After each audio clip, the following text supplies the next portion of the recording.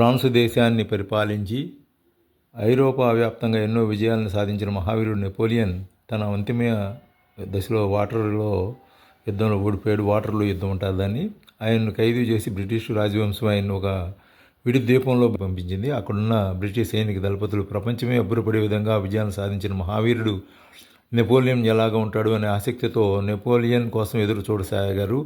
6 అడుగుల పొడవు, గాంభీర్యమైన ఆకృతి, స్థిరచిత్తంతో కూడిన నడక అంటూ కల్పనాయుతమైనటువంటి ఒక రూపాన్ని వాళ్ళందరూ ఊహించుకున్నారు. కానీ నెపోలియన్ సగటు మనిషి కంటే పొట్టిగా ఉన్నాడు. సుదీర్ఘ సముద్ర పయనం వలన అలసిపోయాడు. ఎన్నో నెలల పాటు యుద్ధరంగంలో ఉండడం వలన శారీరక సమస్యలు, శారీరక బరువు బాగా తగ్గిపోవడంతో బక్కపలచగా, తగినంత శక్తి లేక అటు ఇటు ఊగుతూ నడుస్తున్న నెపోలియన్ చూసి బ్రిటిష్ సైనికాదులు నమ్మలేకపోయారు.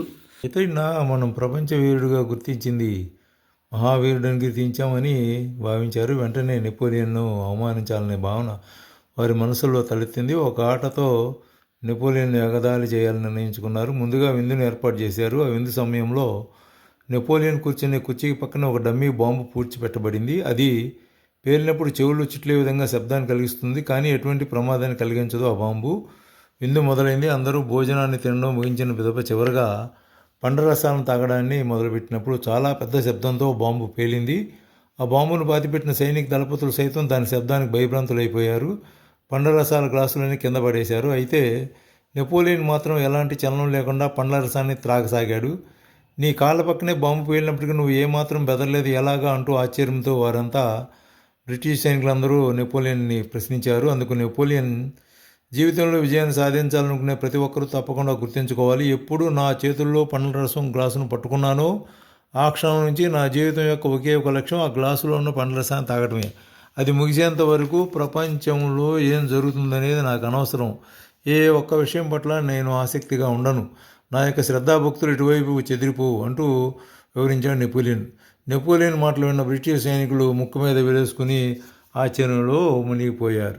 నేటి జీవన విధానం లభిస్తుండే వసతి సౌకర్యాలన్నీ మనుషులను సోమరిపోతులుగా మార్చేస్తున్నాయి.